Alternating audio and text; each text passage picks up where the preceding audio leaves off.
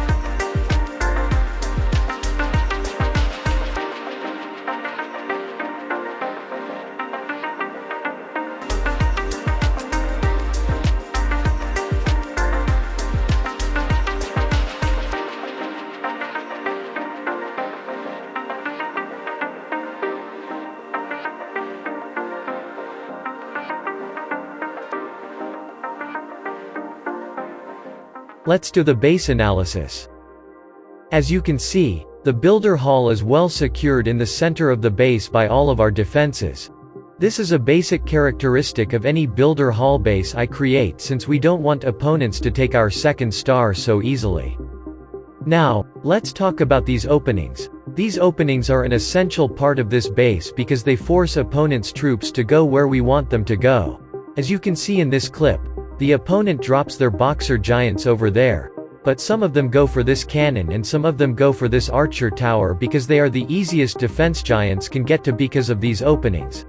But it's not like we are giving away our defenses for free. We have placed some traps on every opening to make sure some of the troops are taken down. And the best part of creating these openings is that, once the troops like giants have taken down all the defenses of one compartment, they won't go for these compartments in the core. Because of this next opening, giants know it's easier to walk through this opening than break that wall. So they will go for the next opening. This really messes up opponents' attack because giants keep going from one opening to another while triggering all the traps in the path. All this time all the other defenses in the nearby compartments will also be dealing huge damage to those troops. So all in all, these openings really help us increasing our defensive effectiveness. Now moving forward, let's talk about multi-mortar and air bombs. I like to keep these two defenses together because they complement each other against attacks like mass night witch, because the long range of multi-mortar helps take out the night witches while the air bomb helps take out the bats that try to destroy our multi-mortar.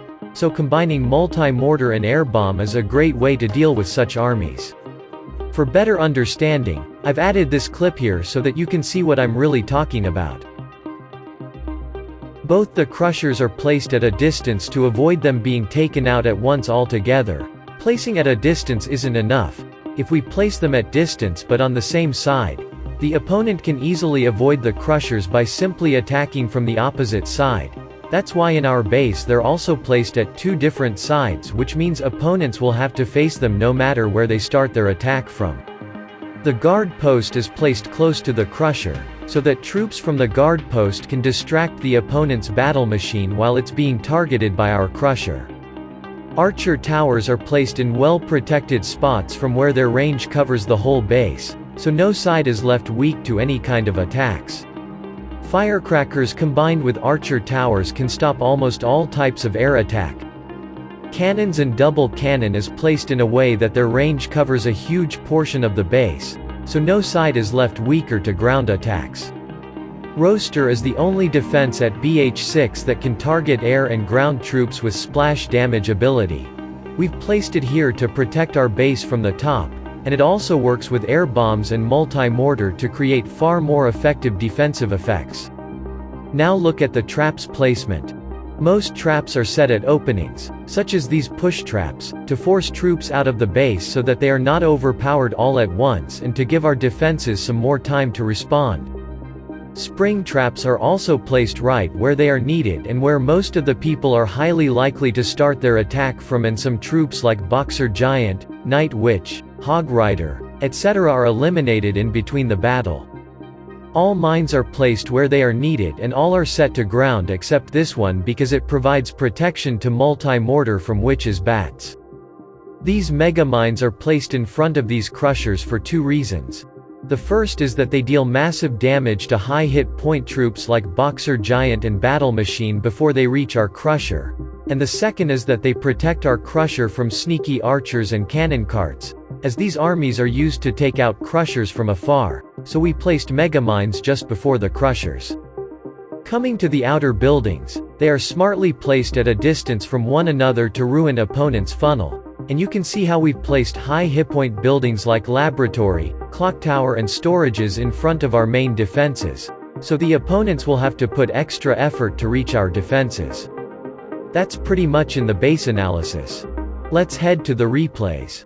Now you guys can see replays to see how this base actually works. I've left a copy link for this base in the card in the right corner of the video, and in the description and the first pinned comment. You can copy this base through any of those links, unless you want to copy it manually. That's pretty much it for this video. I'll see you guys in the next one.